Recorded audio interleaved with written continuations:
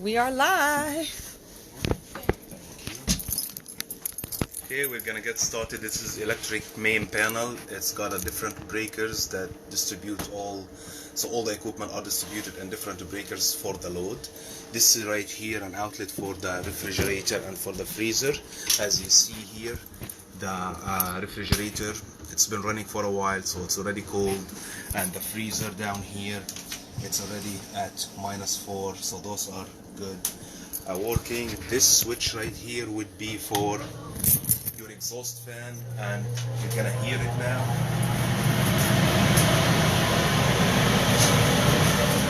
So every time you're cooking, you should have this on. And on this side right here, you have your fire suppression system, and this is the emergency pull-out station. So it's manual, but it's automatic at the same time, as in you have those fire detectors here.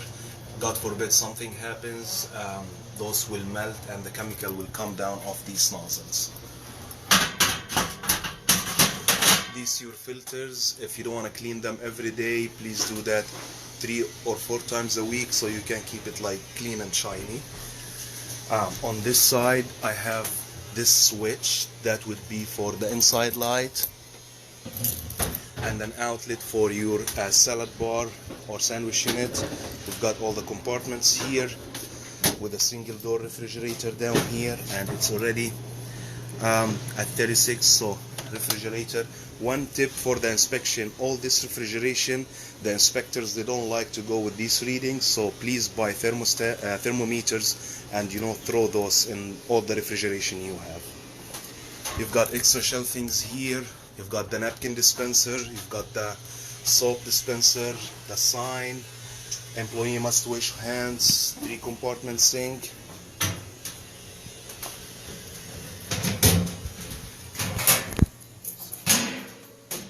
You have your 3-compartment sink with wash, rinse, sanitize.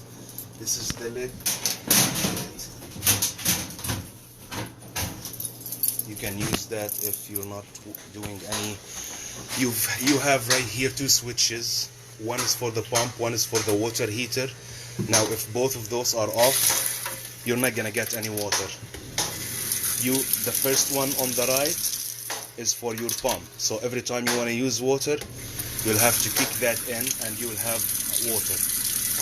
Now this one would be for the water heater. So the water heater right now, it's off, and I'm gonna switch that to on. And as you see here, it's already green, the power, and it's right now, if I open the hot water, it's really hot. Now, one tip you need to know about this is that this water heater needs a full, but for your own usage, you're gonna get warm water in 10-15 minutes. So if you have your inspection scheduled at 11, the internet we have is for the office and like we go.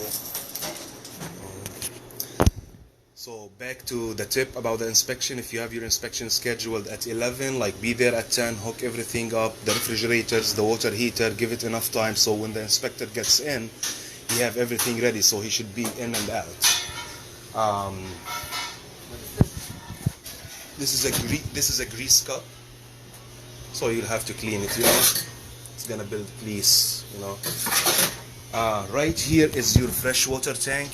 I'll show you how to fill it on the outside. On cooking equipment, you have the 4-burner hot plate, you have the flat top, you have the fryer, and you have the steam table. Now, if you are familiar with cooking equipment, all these items work on propane, work on pilot. So every equipment got pilot. We're gonna go ahead and now fire up everything. I'm gonna go and open my propane tank, and once I open my propane tank, what I need is a stick lighter or a torch, so that it could reach the pilots, because the pilots are all the way in here.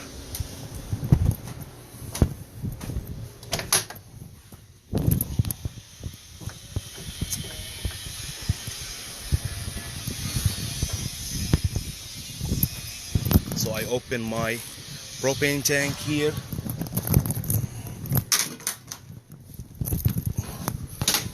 once I open my propane tank, this is the first pilot.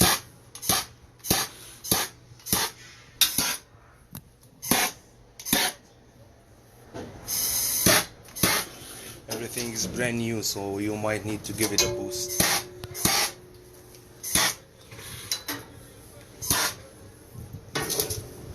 So those are the 4 burners.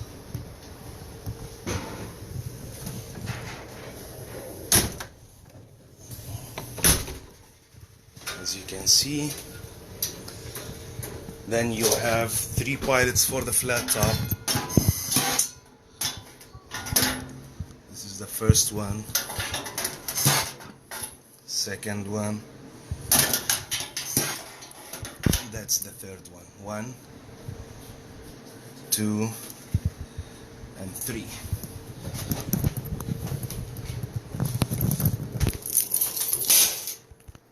That's fine. I'm just gonna have to go down here.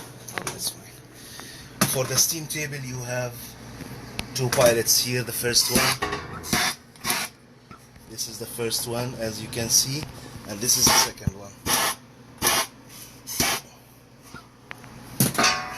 That's 1. That's 2, and you have the controllers here. For example, if I turn this controller on, this is already on now. This is the accessories for your generator, the one that came out with some wheels and stuff, which you're not gonna need for now, right now. Now, the water on the steam table does not go directly in here. You'll have to buy the standard size pans, and the water go inside the pan. If you put water in here, it's gonna leak down here. Okay. You've got some storage here. This is for the outside lights. As you can see, this is the first set. This is the second set. This is your window.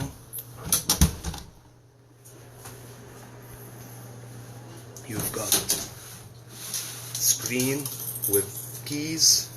You've got the first window, slide, and the second one.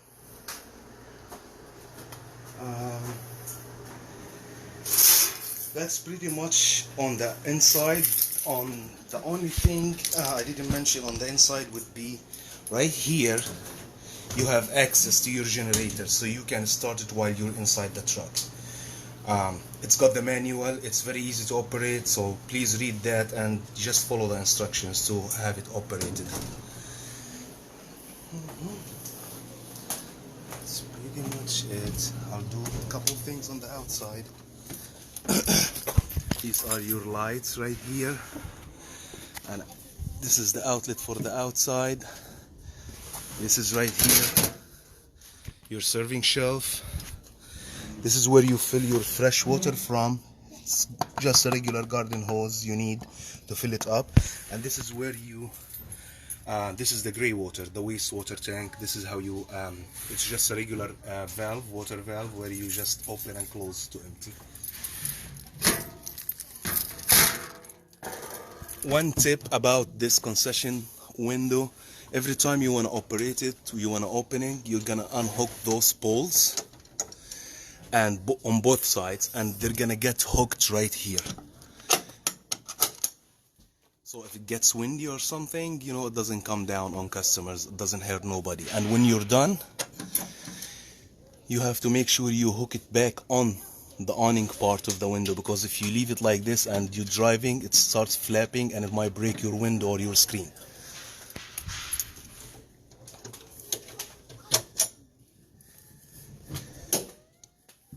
And every time before you drive, make sure this is locked. The last thing you want to have this open while you're driving. 100-pound propane tank. Your generator right here. You can pull it, the slide out, to have it serviced if you ever want to. But yeah, it's the truck itself, it's diesel only, so make sure you never forget that. And if you have any questions, Claudine is gonna contact me on how to operate. I know it's a lot of information in a short time, but if you have any questions, feel free to send me an email with those questions and I'll call you back. Yes, that's it. Drive off now.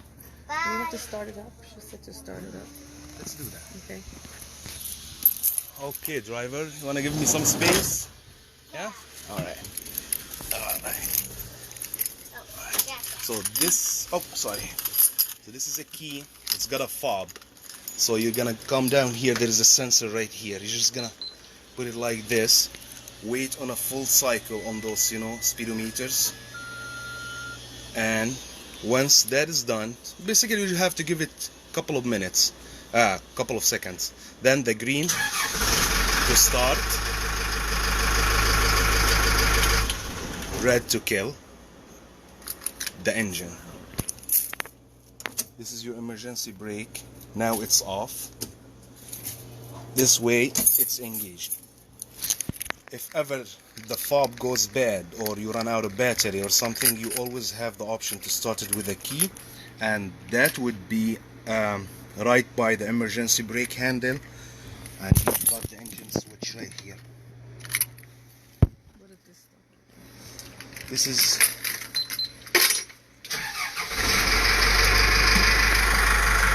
you have a backup camera. Okay. Yes. You have a fan. Now, this right here unlocks both doors automatic. It locks back in like 5 seconds. You're gonna hear it now.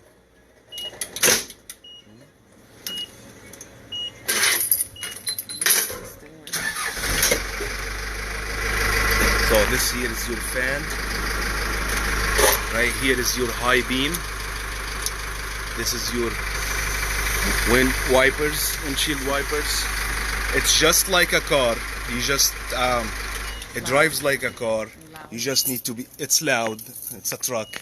You just need to be careful making turns and whoever is driving that.